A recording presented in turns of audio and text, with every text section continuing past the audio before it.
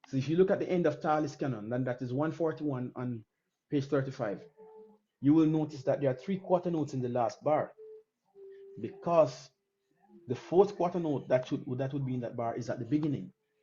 So you would count one, two, three, then begin on four.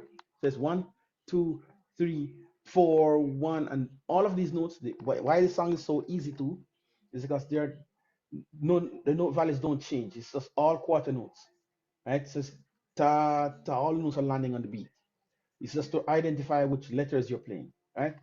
So it's one, two, three, G, G, Escher, G, G, A, B, G, C, C, B, B, A, G, D, C, A, B, B, A, G, D, E, Escher, G, B, G. And if you look at the ending of that song, there is a repeat sign.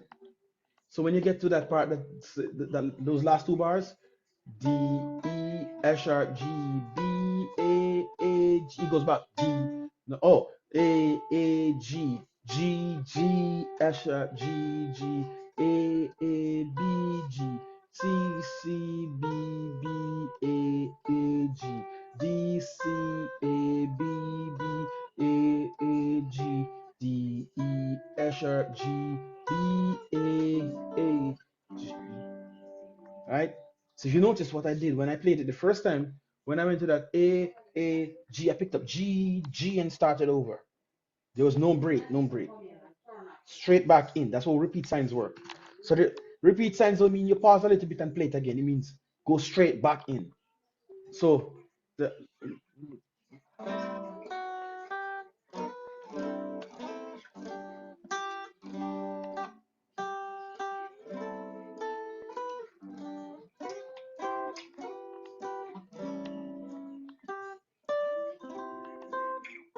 mm,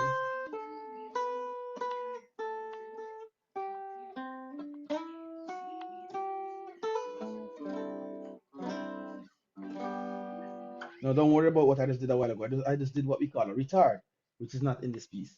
A retard is like when you get into the end of a song and you start slowing down, mm, right? And you slow down and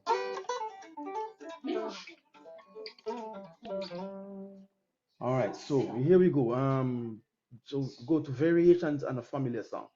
Now this is the one we didn't do yet, and so we that's at 142, same page. Now it's easy. It's still easy because all most of it is eight notes and not eight notes. Well, it's not that there's a perfect blend of quarter notes and there's a perfect blend of half notes and eight notes in there. This is still easy. We are not it's in the key of G major, of course, because we have been working in the key of G major for the last few weeks now. Well, the last 3 weeks, I would say. So this one starts B, B, G, G, B, B, D, right? And this is a very popular song, a popular nursery rhyme, I think it is. If you play it right, then you'll figure out what it is. But I'll play a piece of it for you right now. Don't worry about that, okay? So themes and variations. Themes and variations is a musical form where a theme or melody, and you can look in information is always in the book too, okay? Never look past the writing, the readings that are in the books because it gives very important information on how to play what you're learning. It says themes and variations is a musical form where a theme or melody is followed by a different version or different versions of the same theme. Let me give you an example of that, right?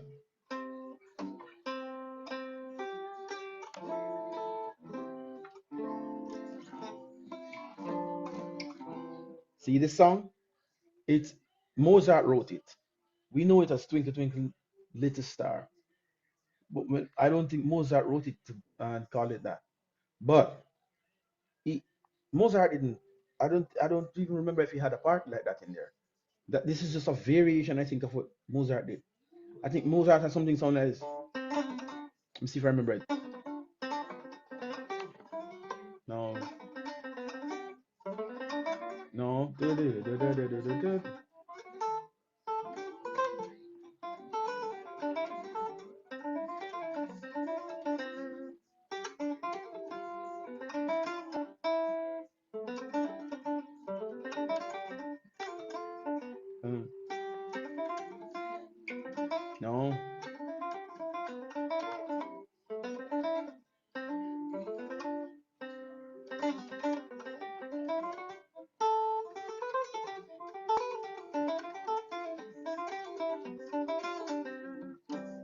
So if you listen to this, you'll hear that the Twinkle Twinkle Little Star is in there, but it's not what you know.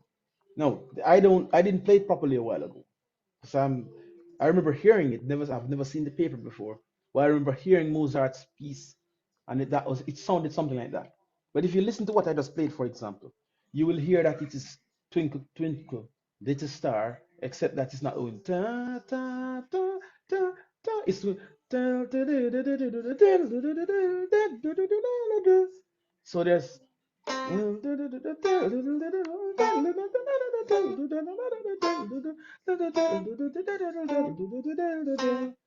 so it's not doing it's using the same notes, but it's only hitting, these notes are only being hit once in the sequence.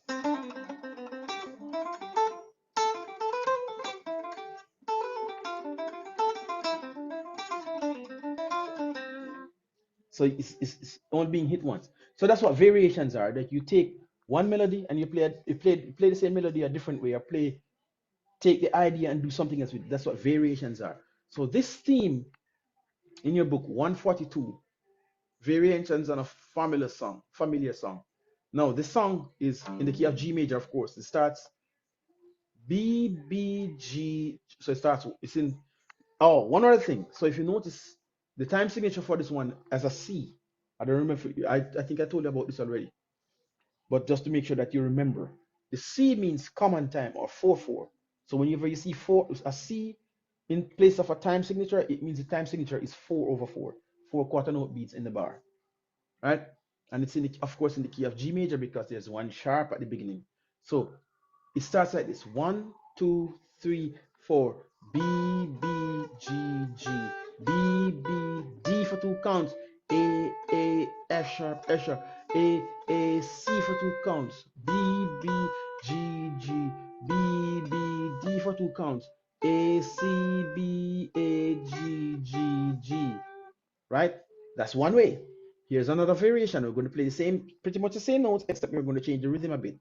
1, 2, 3, 4. B B B G G G B B B D. A F sharp F sharp. A C. B B B G G G B B B D. E C C B D A G G. Right? Same sound, except that I just use different rhythms. So instead of it being,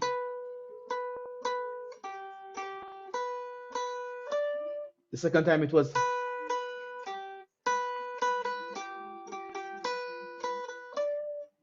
so instead of quarter notes, quarter note, quarter note, quarter note, quarter note, quarter note, half note, it was quarter note, 2/8 notes, quarter note, 2/8 notes, quarter note, 2/8 notes, half note. Right? Variations. That's what variations are. So you're actually doing the very same thing in another way. That's what variations are. And then it goes down to the birthday song down here. Birthday song is going to be a fun song to play, and the reason I'm saying this is, depending on when Jane's birthday or Emma's birthday is, it would be nice for you to take up your violin and play happy birthday for them, because you learned it in class. So the essential creativity book, essential creativity exercise, the birthday song, that one is at number 143, same page 135. Is in the time signature is 3/4, which means you're counting 3 beats per bar, 3 quarter note beats per measure. So the count is supposed to be 1, 2, 3, 1, 2, 3. This is another common mistake lots of people make when they're doing the differences between counting 4 time signatures and counting 3 time signatures. They count three like this: 1, 2, 3, 1, 2, 3. But if you count like that, that's not three. Once there's a space for fourth beat, there's not three. So if you count 1, 2, 3, 1, 2, 3, that space is going to be accounted for. If you count like that, you're still counting four. So three needs to be counted. Once you get to that three, you have to go back to one immediately. 1, 2, 3, 1, 2, 3, 1, 2, 3. Now, just for getting this sake, you want to learn how to play it. You don't have to play it so fast. You don't have to count so fast if you don't want. I mean, this song is a happy song. Happy birthday is not a sad. It's not a sad song. It's not supposed to be happy birthday to. If you're going to play it like that, it's be best to change the words to sad birthday to Alice and sad birthday to Jane, right?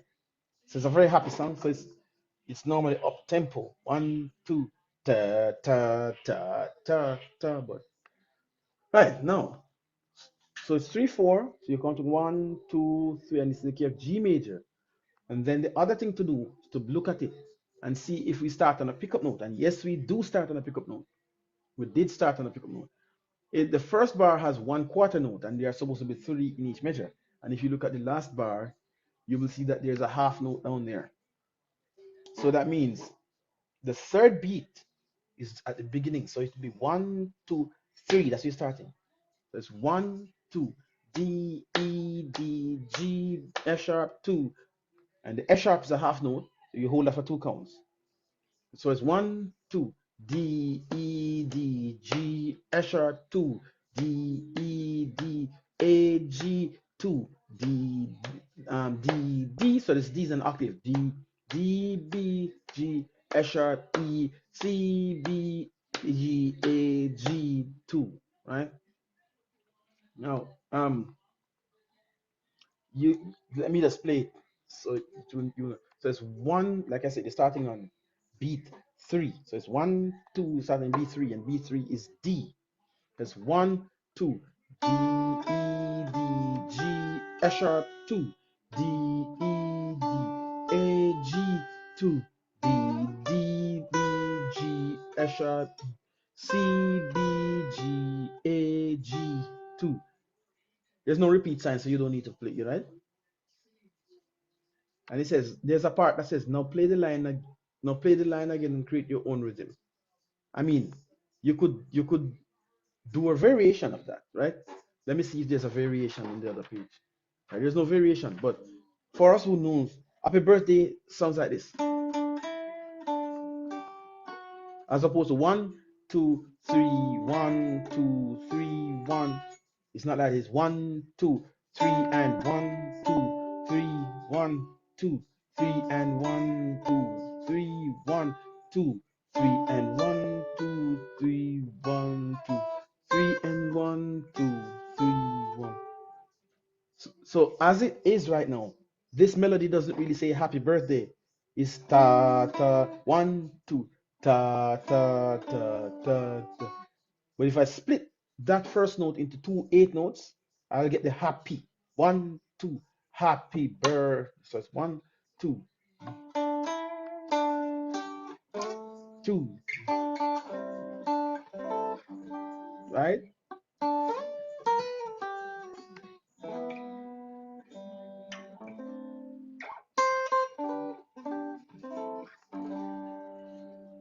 Okay, and that takes care of the birthday song. So these songs I'm going to want you to work on. Right, so I'm going to push you as far as I want to. I can push you because I see that you are getting better at it. The other thing to do is to make sure that you ruz your violin bow, ruz it properly, so that the bow. Let me tell you one way you can know when your violin bow has been properly rosin. In some cases, when you've put enough rosin on the bow, as soon as you start playing in the violin, you will see like rosin dust coming off the violin. You know that the bow was properly. You put a good amount of rosin on the bow because it's coming off. And that's what you need on the bow because that's the rosin is what causes the hair to grab onto the string for the string to vibrate. So the stickiness of the rosin on the bow grabs onto the string and it makes the string vibrate back and forth and create that warm, fuzzy sound that you're hearing. I mean, a violin can be played like a guitar, but it's way less than a violin if it can't be played with the bow. You know that a violin, the beauty of a violin is when you play it with the bow. Not that there aren't beautiful times when you can do stuff like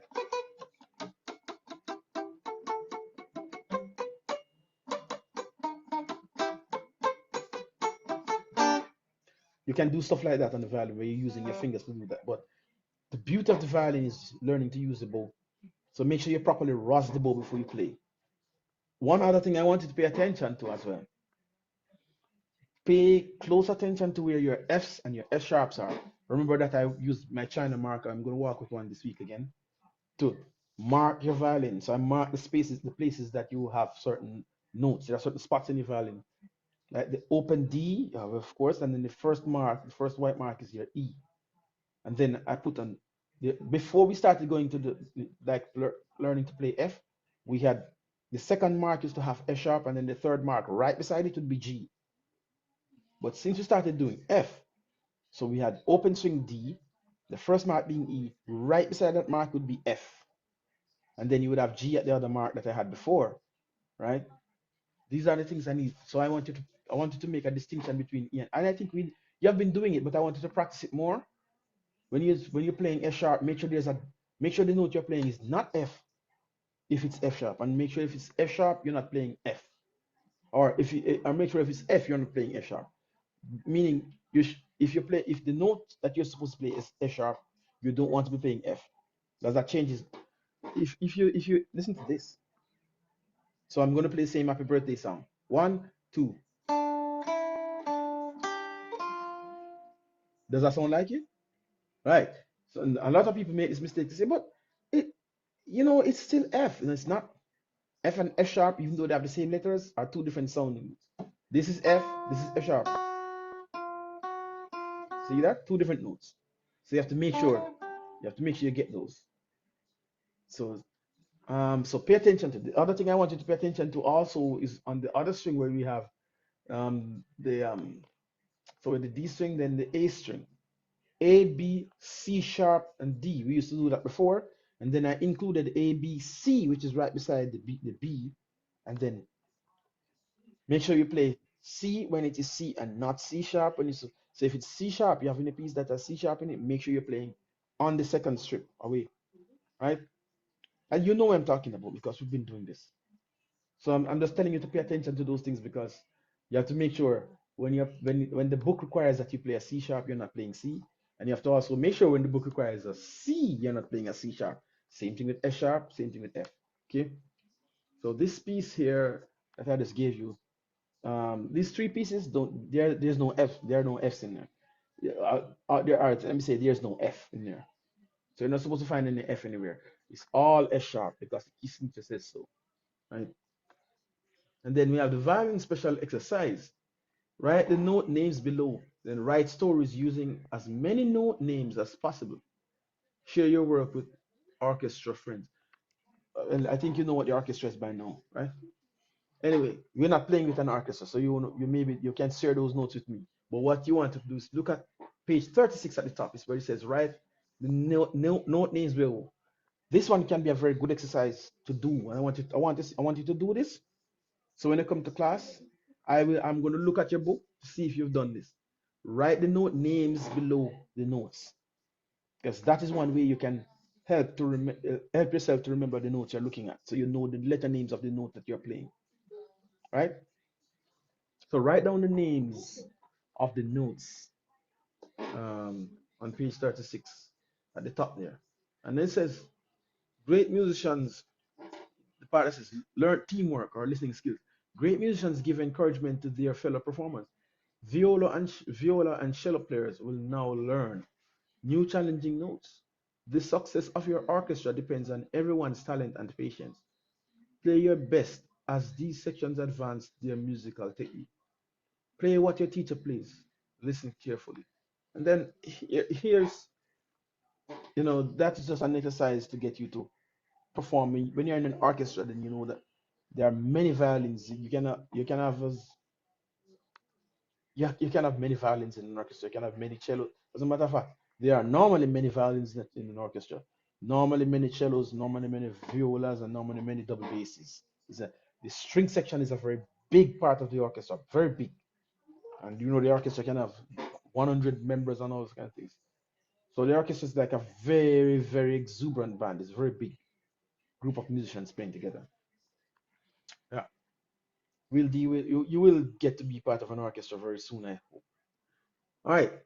Now on page 36 at 144 it says let's read C review, and you can see there middle C, and that middle C you will find that on the G string, the string at the top, the big string. with the third finger down. That's middle C.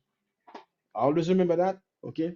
The violin notes are not very low. The lowest note you're going to go to on the violin is the G, below the treble staff, right? On this the second letter line right below that is the lowest the violin goes. It doesn't go any lower than that. Okay. So the examples here is very easy. So you play C. All you're doing there is for 144 is to play C. Then it says let's read F. And of course, you know F is on the other string, on the D string, with the second finger down. And remember now, you have the D open, E with the first finger down. F sharp would normally be a little distance away from E, but when you're playing F, you want to bring this finger back closer to E. F is close to E. F sharp is a little distance away from E. Remember that, okay? So F is what you want to play. So D is open string, E with the first finger down, F right beside, okay? Then you have E, of course, E is with the first finger down. You have D, D is the open string. And then you have back, you go back to C. If you look at 145, so all of that page is very easy. And then you look over at page 37, you see them talking about rosin wrap. Yeah. Is it rosin wrap? No, rhythm wrap. Okay, there was a rosin wrap earlier. That's why I was wondering. The page I want to really get to is page 150, which if we can get down to at least exercise 153, then we'll start going to some really interesting points of playing the violin. But I want you to practice as much as possible to play page all of page 30 and all of page 30, page 35, all of page 35 and all of page 36. Remember, this is very, very easy, especially page 36 is just pretty much recap. You just make sure that you remember the C major. It's not even all of the C major scale, but just pretty much from C to F. That's all it does there. And then the last one, which is 149 on page 36, it's a C major scale using half notes going down. So it's pretty much C, B, A, G, F, E, D, C, and then it does it reverse a C, D, E, F, G, A, B, C. That's what that is, right? C major. So page 35. So we in class we've been doing page 35.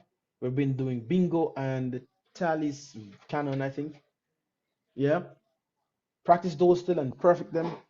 And this week when you come to class, I want to record you playing them and put or help you. Not let me not say record. I want to help you to do it because you don't have to record it in your own. You have to upload it in your to your own channel.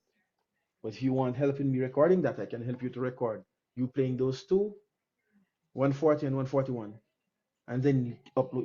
You can go home and upload them to better practice. But what I want you to also take on this week is the variations part of it, 142 and to do 143. We will do more variations than 143 when we come to class. Do all of page 36 because it's very easy. It's just a recap of C major scale. And then, depending on how well you do with those, then we are going to go to page 37. And we're going to try to at least get down in the next class to 153 because it starts to get interesting at that point, right? Right. So it's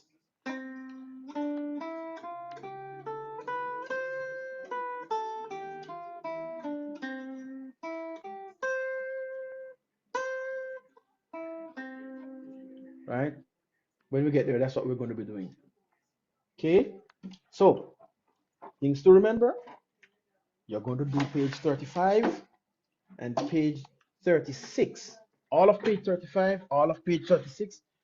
And it's not that might sound like a lot, but it's not a lot because these things are not hard, okay? So just do all of that. And when we come to class, we're going to focus on page 37 and we're going to do from exercise 150 to 153 as much as possible, okay?